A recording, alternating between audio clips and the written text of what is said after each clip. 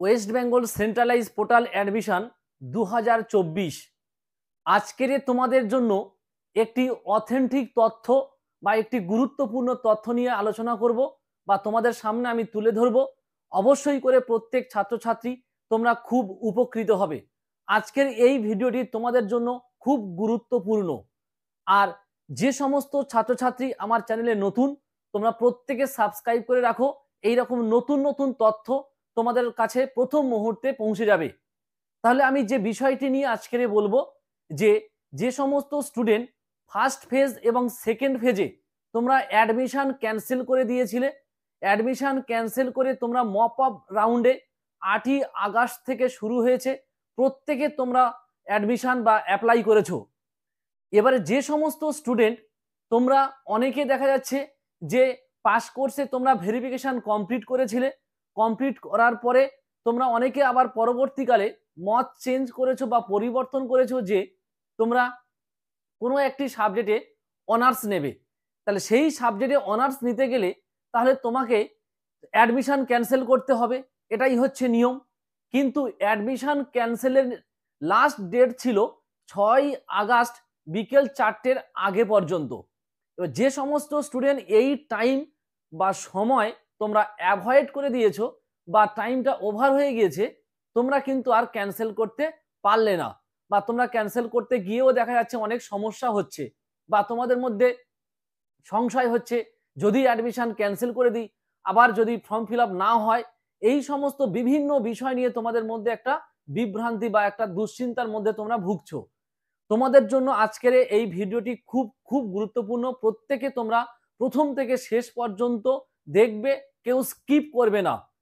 আর যে বিষয়টি বলার, যে সমস্ত স্টুডেন্ট তোমরা ক্যান্সেল করতে পারোনি বা ক্যান্সেল তোমরা করোনি, সেই সমস্ত স্টুডেন্টদের উদ্দেশ্যে বলবো যে তোমরা কিন্তু আর অ্যাডমিশন ক্যান্সেল করতে পারবে না।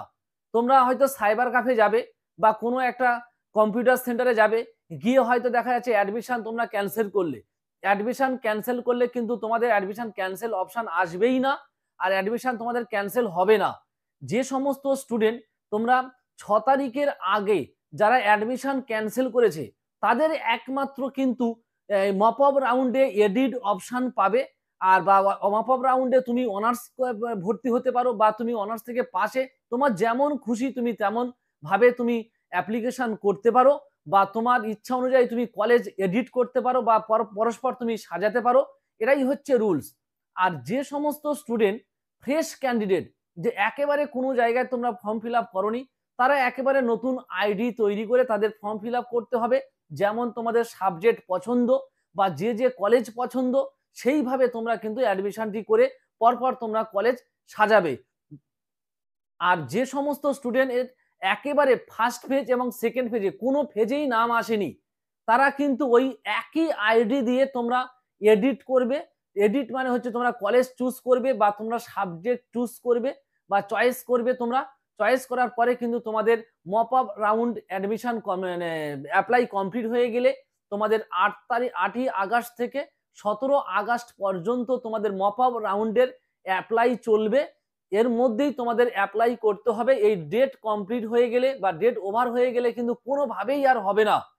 যে সমস্ত স্টুডেন্ট তোমরা অ্যাডমিশন ক্যান্সেল করে দিয়েছো, তোমরা প্রত্যেকের উদ্দেশ্যে আমি বলবো যে তোমরা কিন্তু 8ই আগস্ট থেকে তোমরা 17 আগস্টের মধ্যে কিন্তু অ্যাপ্লাইটা করে নাও। অ্যাপ্লাই করতে কিন্তু কেউ অ্যাভয়েড করবে না। অ্যাপ্লাই ছাড়া কিন্তু কলেজে ভর্তি হতে তুমি পারবে না, কোনোভাবেই পারবে না। এই জন্য বলছি যে ডেট তোমাদের 17 তারিখ চলে আসছে, ঠিক আছে, আর মাত্র কয়েকটা দিন বাকি। এই জন্য বলছি যে তোমরা প্রত্যেকে কেউ অ্যাভয়েড করবে না, তোমরা কিন্তু ফর্ম ফিল আপ বা অ্যাপ্লাই কিন্তু স্টার্ট করে দাও, ঠিক আছে, বা অ্যাপ্লাই তোমরা কমপ্লিট করে দাও। দিয়ে তোমরা পেমেন্ট কমপ্লিট করে দিয়ে পেমেন্টের রিসিপ্ট নিয়ে নাও। নিয়ে তোমরা কিন্তু একদম মানে প্রস্তুত থাকো যে তোমাদের 20 তারিখে তোমাদের মেরিট লিস্ট দেবে। সেই মেরিট লিস্টে তোমাদের নাম আসলে তোমরা 20 তারিখ থেকে তোমাদের 23 তারিখ পর্যন্ত তোমাদের অ্যাডমিশন চলবে। বা মানে তোমাদের যে কলেজের অ্যাডমিশন মানে অনলাইনে যে টেক অ্যাডমিশন তোমাদের চলবে, ঠিক আছে। তোমরা প্রত্যেকে সুন্দরভাবে গুছিয়ে সাজিয়ে তোমরা সাবজেক্টগুলো চয়েস করবে বা তোমরা কলেজ চয়েস করবে, ঠিক আছে, এটা খুব ভালোভাবেই তোমরা করবে। আর কিছু স্টুডেন্টের প্রশ্ন বা কমেন্টস এসেছে যে স্যার আমরা আমার নামের বানান ভুল হয়েছে, বা অনেকের দেখা যাচ্ছে ওবিসির জায়গায় জেনারেল হয়ে গেছে, বা অনেকের বাবার নাম ভুল হয়েছে।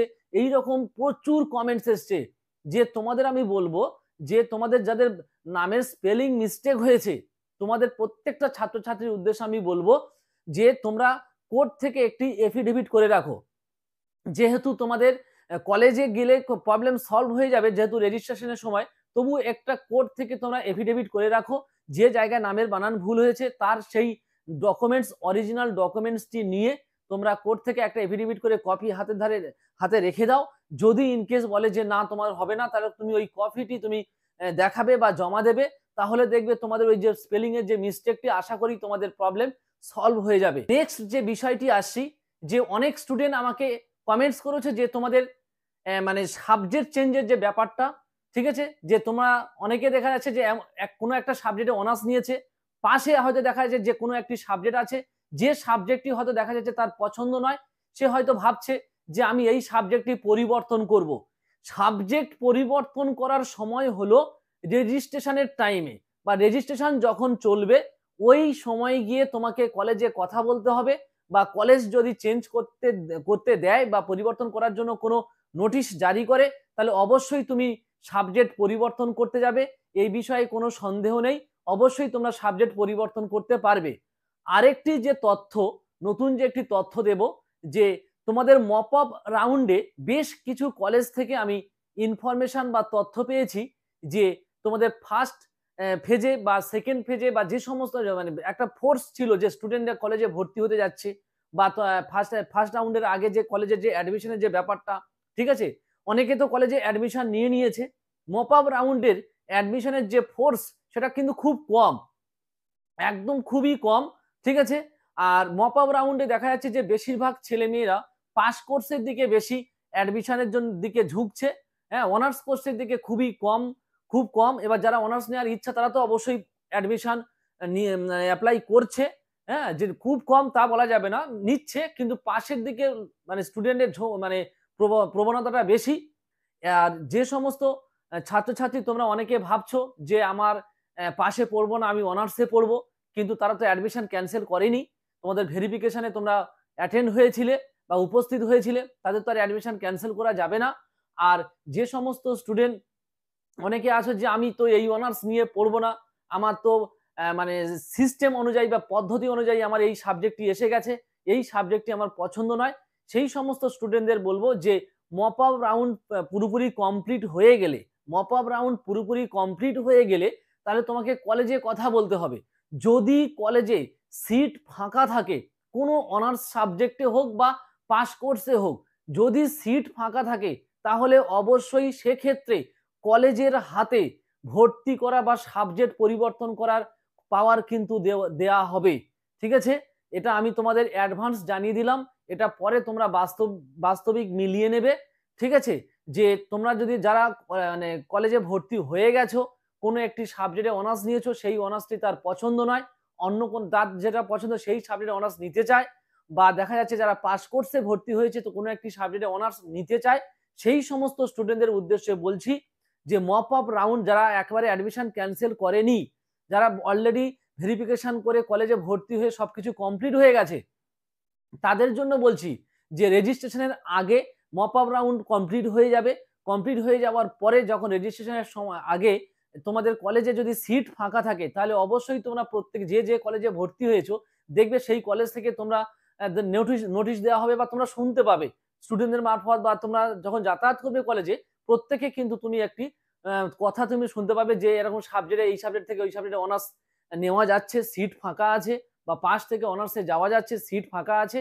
এই কাজটি কিন্তু কলেজের হাতে পাওয়ার কিন্তু দিয়ে দেওয়া হবে মপ আপ রাউন্ড কমপ্লিট হয়ে যাওয়ার পরে, কারণ এর পরে তো আর কোনো অনলাইন সিস্টেম আর থাকবে না, মানে আর প্রসেসে যে অনলাইনে ভর্তি অ্যাপ্লাই করতে হবে না, সিস্টেম আর থাকবে না, পুরোপুরি কলেজের হাতে যাবে। মপ আপ রাউন্ড কমপ্লিট হয়ে যাওয়ার পরে সবকিছু কলেজের হাতে পাওয়ার চলে আসবে। আসার পরে যদি কোনো কলেজে সিট ফাঁকা থাকে, তাহলে কিন্তু সেক্ষেত্রে তোমরা পরিবর্তন করতে পারবে। তাহলে সেক্ষেত্রে তোমার আগে থেকে কলেজে কথা বলে রাখতে হবে, হ্যাঁ, বা তোমার সেখানে তোমার তথ্য নেওয়ার জন্য সবসময় তোমাকে খোঁজ খবর রাখতে হবে যে কি কোন সাবজেক্টে কত ফাঁকা আছে এই মপ আপ রাউন্ড কমপ্লিট হওয়ার পরে। ঠিক আছে, তাহলে আমি বিষয়টা বলে দিলাম। তো অবশ্যই তোমরা প্রত্যেকে আমার এই ভিডিওটি দেখবে, তাহলে পরিষ্কার তোমরা বুঝতে পেরে যাবে। আর প্রত্যেকে তোমাদের যারা ফার্স্ট মেরিট লিস্ট এবং সেকেন্ড মেরিট লিস্টে ভর্তি হয়ে গেছো, তোমাদের কিন্তু ধাপে ধাপে ক্লাস আস্তে আস্তে স্টার্টিং হচ্ছে। ঠিক আছে, এখন ফুলফিল স্টার্ট হয়নি, তোমাদের ফুল কলেজ স্টার্ট হতে হতে তোমাদের সেপ্টেম্বর মাস নাগাদ যাবে। ঠিক আছে, তারপর এই মপ আপ রাউন্ড কমপ্লিট হয়ে যাওয়ার পরে তারপর তোমাদের ফুললি একদম ক্লাস শুরু হবে। অবশ্যই প্রত্যেকে যে যা অনার্স নিয়েছো প্রত্যেকে অনার্সে তোমরা ভালো করে পড়বে, আর পাস কোর্সে তোমরা ভালো করে পড়বে। যে পাস নিয়েছো বলে যে মন খারাপ করবে যে আমি পাস নিয়েছি আমার বন্ধু অনার্স নিয়েছে, এরকম চিন্তা ভাবনা মাথার মধ্যে আনবে না। প্রত্যেকেই চাইবে যে ডিপার্টমেন্টে ভর্তি হয়েছো প্রত্যেকের রেজাল্ট যাতে ভালো হয় সেই দিকে তোমাদের চিন্তা ভাবনা থাকবে আগামী দিনে। আর প্রত্যেকে বলবো যে যারা সিউর আন্ডারে বা ক্যালকাটা আন্ডারে ভর্তি হয়েছো আমার এই চ্যানেলটি সাবস্ক্রাইব করে রাখো।